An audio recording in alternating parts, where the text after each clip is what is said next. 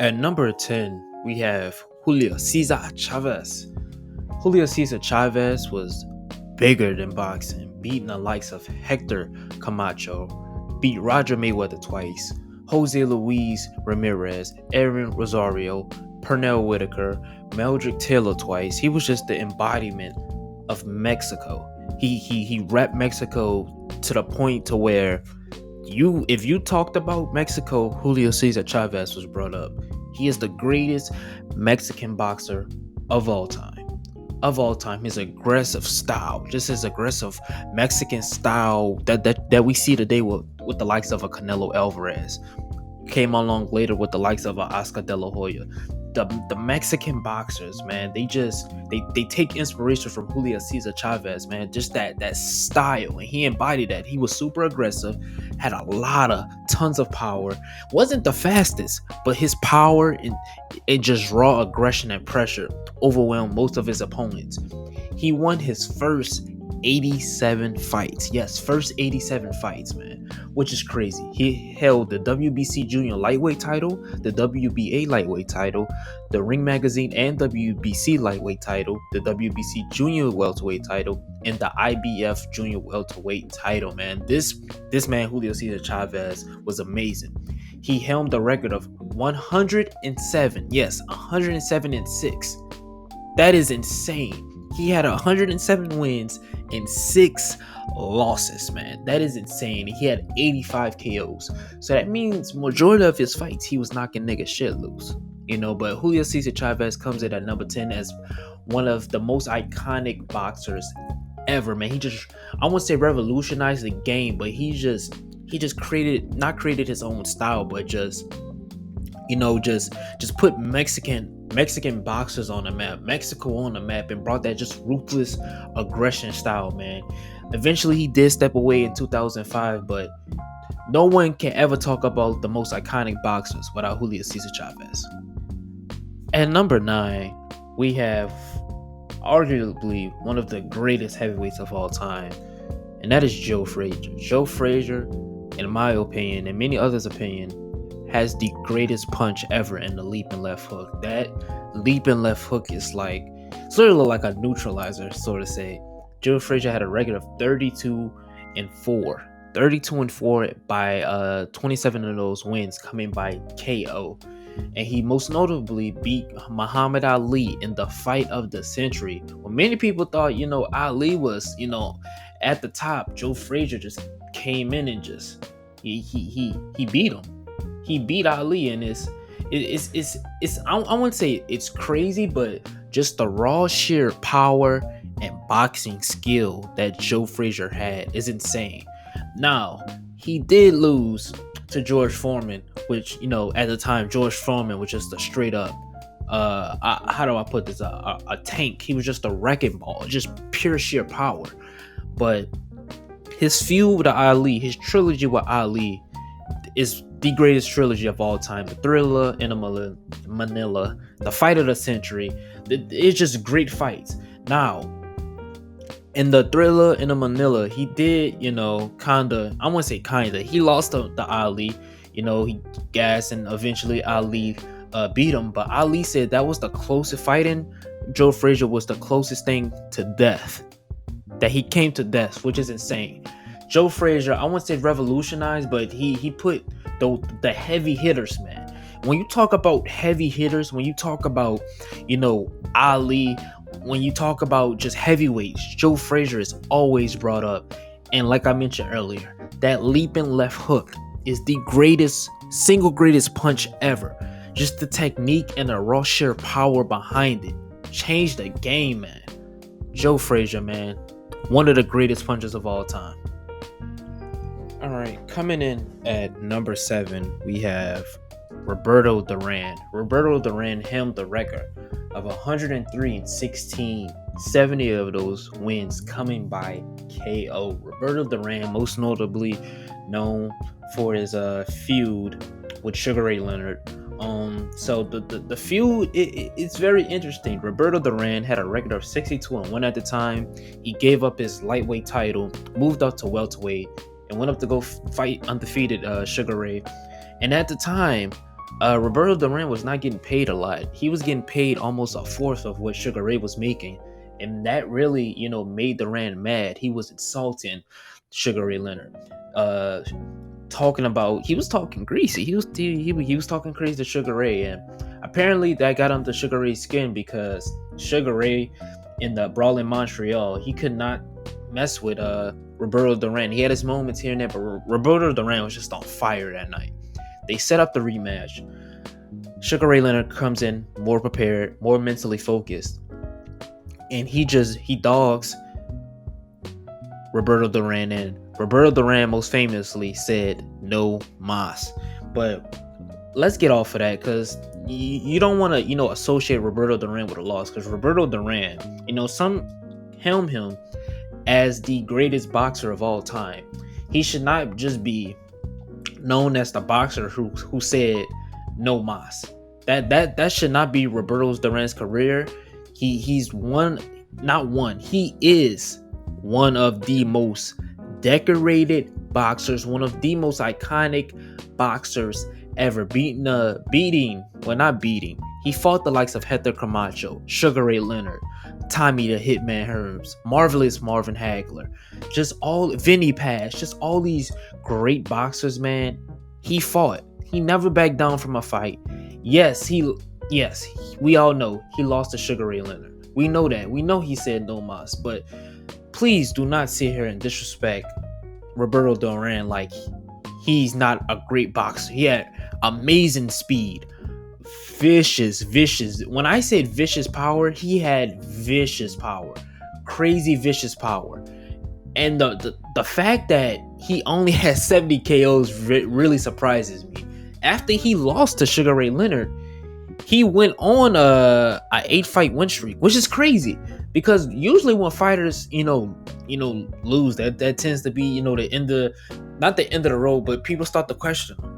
Not Roberto Duran. Roberto Duran was crazy. He beat Ken Husley, Jacques LeBlanc, Sean Fitzgerald, Tony Menifee, Carlos Montero, and I believe Terry Thomas. So all those fights, I don't even think that was 8, but so you get the point. He beat all of these fighters, and to sit here and disrespect Roberto Duran like he's not one of the most iconic boxers ever, super disrespectful.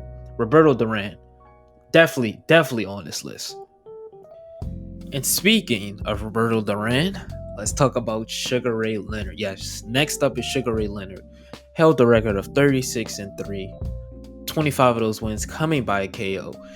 And Sugar Ray Leonard was the embodiment of speed and volume with always overdo power. Because I wouldn't say he wasn't power. He had not dynamite, but he had power. But he wasn't like the power that Roberto Duran had. Like he's gonna walk forward through one punch and just like it's gonna make you. Nah, that wasn't Sugar Ray. He was a technician. He had the speed, he had the volume, and every time that overwhelmed a lot of people. He fought the likes of Tommy Hearns, Marvin Hagler. Both of those he beat. He fought Hector Camacho. He beat Roberto Duran. He beat all of these guys. And he never, no one ever talks about, I won't say never talks about it, but no one ever gives him a credit for this as well. He won an Olympic gold medal at this time, boxing in the Olympics was, still held to a high regard. Now it's really not. No one really, takes pride in boxing for their country. I mean, the U.S. that is. Nobody really cares in the U.S. But at that time, that was when people actually cared. And not Roberto Duran, Sugar Ray Leonard did that, man. And I know a lot of people in the boxing, community. Some of these people, Sugar Ray Leonard is their favorite fighter. And obviously, we can't talk about Sugar Ray Leonard without talking about the Bolo Punch, man. Man, the Bolo Punch. I said Joe Frazier, that was the singular most greatest punch. Sugar Ray Leonard, that might be close. The Bolo Punch is just absolutely crazy. It's a crazy that he came up with that. That I don't think when he did that he expected that to be so popular. I don't think he expected that. But Sugar Ray Leonard, amazing fighter, man. He did fight Floyd Mayweather Sr. as well, so that's another a win under his belt. Floyd Mayweather Sr. Obviously held to a high regard as a trainer. Somewhat to a boxer to some extent. in the boxing world. So you got to give him credit for all the things that he's done in his sport. And Sugar Ray Leonard, man, definitely one of my most iconic, and obviously he's most iconic for the no mas, making another man go to his corner and said, "I don't want anymore." Is that, bro? What? That's literally unheard of. He made Roberto Duran literally said, "No more. I want no more." Crazy. Sugar Ray Leonard definitely should be on this list. Next up, now I never, have seen Joe Louis fight live. I've never seen Joe Louis, in person. I didn't grow up on Joe Louis. But next we have Joe Louis. I already said his name, but Joe Louis is next. Home in a record of 66-3. 52 of those wins coming by knockout. Joe Louis is one of those, quote unquote old time boxers that, I wouldn't say that gets put in a dust sort of, but when you talk about great old time heavyweights, most people say Jack Dempsey or Rocky Marcano, however you say that. Y'all know what I'm talking about. But no one tends to bring up Joe Louis, and as a black male, all right, Joe Louis, him being an African American heavyweight champion at the time of where he was a champion, where racism, was held in a bad state. Racism was high at the time Joe Louis was heavyweight champion. For him to be heavyweight champion and do those things at the time as a black man, honestly, he should be on this list just for that. But most iconically, he's known for fighting Schmeling. Joe Schmeling? Joe Schmeling is a whole kickbox. You know what I'm saying? I'm sorry, yo, not Joe Schmeling, Max Schmeling. All right, so Max Schmeling was a German. Now at this time, we all know Germans, the Nazi, Hitler, things like that, right? Max Schmeling actually beat Joe Louis, right? So Joe Louis, they beat him. Joe Louis goes on a tear through the heavyweight division. I think it's to a point where Joe Louis beat like 11 people, if I'm not mistaken, before he fought Max Schmeling again for the world heavyweight title, which is insane. But the fight between the two, correct me if I'm wrong, but I don't think Max Schmeling or Joe Louis really wanted to be associated with the politics. They just wanted the box. But the media, at the time, this is at the time where the Nazis are on the rise, racism is high in America, things like that. The media, the propaganda, they made that fight political.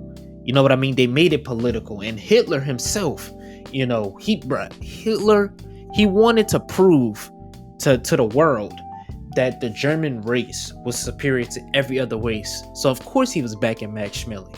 But Joe Louis is a craftsman, a true craftsman. I watched one fight of Joe Louis because I can't find many.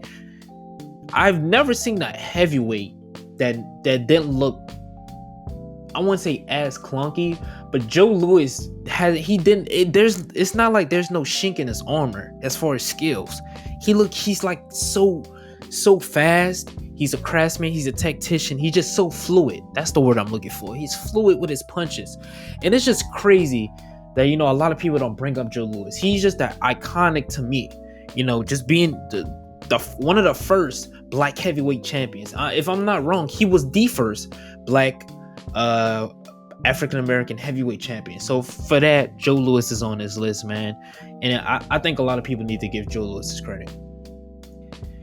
All right, we're getting into the top 5, and that coming in right at number 5 is going to be no other than Big George Foreman, man. George Foreman held the record of 76-5, 68. Yes, 68 of those wins coming by KO, man. George Foreman, honestly, is one of the most underrated boxers ever, man. When you talk about pure raw sheer power, people talk about Mike Tyson and they talk about, some people bring up Deontay Wilder and things, Joe Frazier. George Foreman, in my opinion, hits harder him and Mike Tyson probably wasn't what, but in my opinion, if you ask me, I think George Foreman is the hardest hitter in heavyweight history. There's stories of George Foreman hitting the heavy bag and them having to replace the heavy bag because he knocked the sand out of the heavy bag because he hit it so hard. And he was smart. Now, a lot of people, talk about, older George Foreman when he came back at 40. No one, expected George Foreman, to be world heavyweight champion again. And George Foreman made the adjustment when he became older to say, okay, I'm old. I don't have the gas tank anymore. I can't be young George anymore. I have to become a tactician, so I have to, work behind my jab. But he still had that power. He was still big. He still had that power, but he had to incorporate real true boxing into it. And that's what made, I think, old George is even more dangerous than the younger George, because he had even more boxing skill. He had even more knowledge. But the young George had a vast range of IQ. He beat the likes. He didn't beat the likes of George Foreman.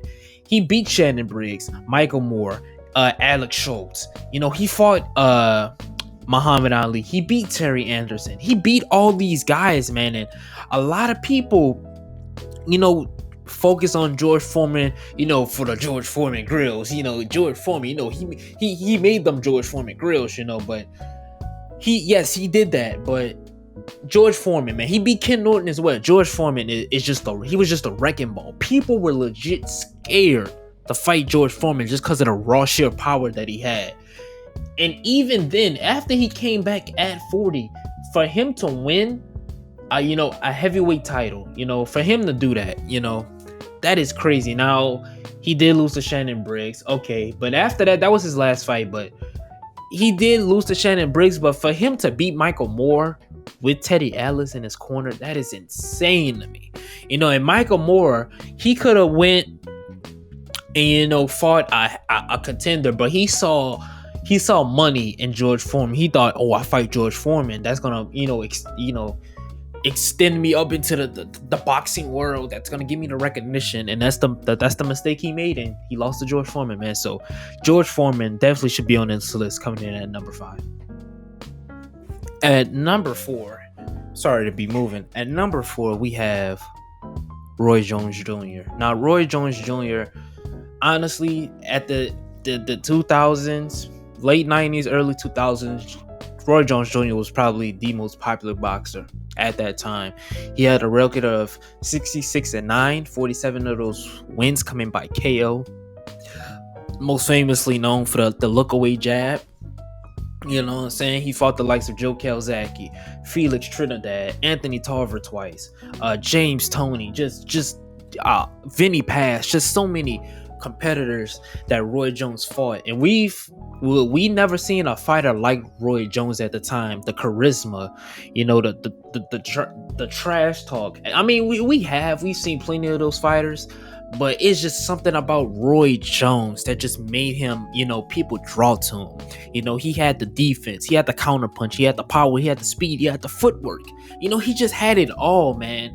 And prime Roy Jones, man, was prime Roy Jones was a problem. I honestly think he was better at middleweight than he was at light heavy, in my opinion.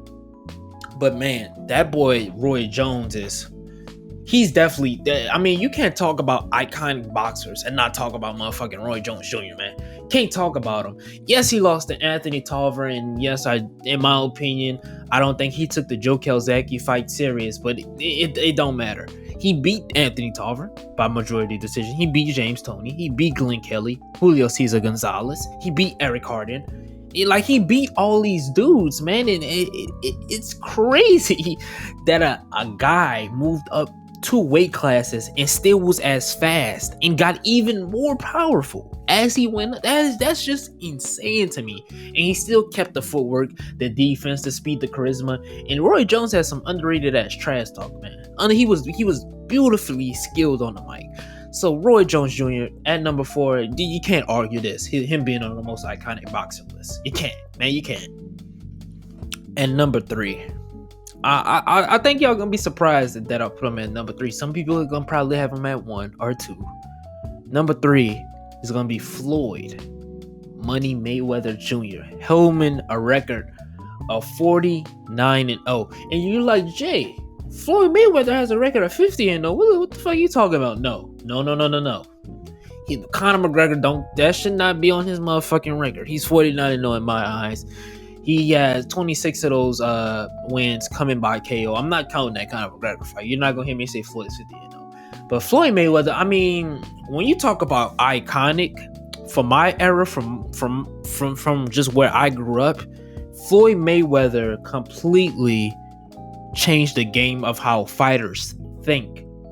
Like, hear me when I say that. How fighters think. Floyd Mayweather, all right. He was Pretty Boy Floyd. He was things like this, and I believe this started when he fought Arturo Gatti. I think. Don't quote me on that, but I believe this is when he fought Arturo Gatti. Arturo Gatti was held up as this nice guy, and Floyd is just this big bad, this monster, and this is at the time where Floyd went to jail, right? He had got some charges thrown against him, and Floyd was a nice dude. He didn't want to play that. He said this himself. He didn't want to play that bad guy, that heel role, but he just went with the flow, and he saw that, hold on, I'm making a lot of money doing this, Oh wait, hold on. I don't need to walk for it. I can eat. Wait, what? I can be defended? What? Let me do this, man. And he completely changed the game. Started his own promotion, making all of he made his money. It wasn't through no, it didn't go through this person, then this person gotta take their piece, then no. Floyd had his own, man, and he completely changed how boxers think. In this generation, Floyd Mayweather is the greatest boxer of all time. I don't think no one is going to dispute that. And we even talk about his resume. Beat the likes of Arturo Gatti, Marcus Maidana twice, Zab Judah, Oxa De La Hoya, Juan Manuel Marquez, Shane Mosley, Victor Ortiz cheating ass, Emmanuel Augustus, Justin Juco. He even fought in the Olympics, man. It's crazy how good Floyd Mayweather was, and it's even crazier that he switched styles. And he was still good. You know what I'm saying? That's crazy. He beat Robert Guerrero, Canelo Alvarez, Andre Berto. He beat up Manny Pacquiao. He beat these dudes, man. It's crazy how good Floyd was. Honestly, I wouldn't be mad at you if you think Floyd Mayweather is number one, because he's very iconic. And I don't want to bring race into it, but as an African American man, as a black man, to see one prosper, for so long, is insane to me. A lot of boxers, if you're in the boxing world, you can't tell me you don't look up to Floyd Mayweather as a businessman. As a businessman, you have to look up to him, because he made his own. He changed the way, and he paved the way, man. Paved the way for a lot of people. So Floyd Mayweather coming in at number 3. At number 2, now I've been debating this with myself, while I was drafting this video, and I'm like, man, who do I want to put at number 2? Ali or Mike Tyson? Who do I want to put? And number 2, man, number 2 is going to be Mike Tyson. Mike Tyson, just as far as ferocious, intimidating figures, and the dude was only 5'11". He wasn't even 6 foot. Which is crazy. Just polarizing figures. Mike Tyson is that. And a lot of people don't give Mike Tyson credit for his resume. Mike Tyson has a damn good resume. People talking about, his resume, he really didn't beat a lot of people. To win the heavyweight title, well, not to win them, but he fought Michael Spinks. If y'all don't know who Michael Spinks is, man, Michael Spinks, bro, was in his prime. Michael Spinks he didn't fight after he fought Mike Tyson. Michael Spinks got scared before the fight even started. So they're in a dressing room, right? And Mike Tyson's hitting the wall, and supposedly Michael Spinks heard Mike Tyson hitting the wall, and it sounded like, a sledgehammer hitting the wall, and that scared the shit out of Michael Spinks. That just tells you how intimidating this dude was. And this is prime Michael Spinks, y'all. All right, bro. He fought Larry Holmes, Michael Spinks, Frank Bruno, Peter McNeely, Evander Holyfield. You know, he fought all these dudes, Buster Douglas, Lennox Lewis. Y'all know, man, y'all know who he fought, man. Do I even have to say it? He fought all these dudes, man. Y'all, and you know he's most notorious for biting off Evander Holyfield's ear. Yes, I know, but polarizing figures, intimidating figures, you know, just big names in the sport. Mike Tyson was that. He's probably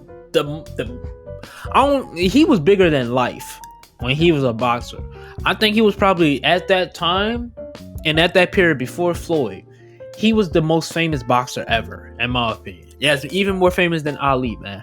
He was. You couldn't talk about boxing and not talk about Mike Tyson. There were people who were, when Mike Tyson was fighting, nobody was on the street. Everybody was home watching Mike Tyson. And this is just from stories I've heard from, you know, my father and things like that. You know, obviously I didn't grow up during that time, but when Mike Tyson was fighting, everybody was tuned in. And for him not to be mentioned in this list would be, you know, a disrespect to him.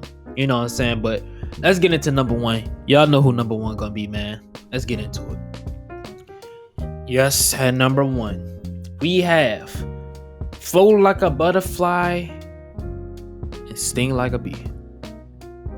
Mr. Muhammad Ali. Ooh, that rhymed. Muhammad Ali, man. Do we have to go over his resume? I think y'all should know it by now. Joe Frazier, Ken Norton, Leon Spinks.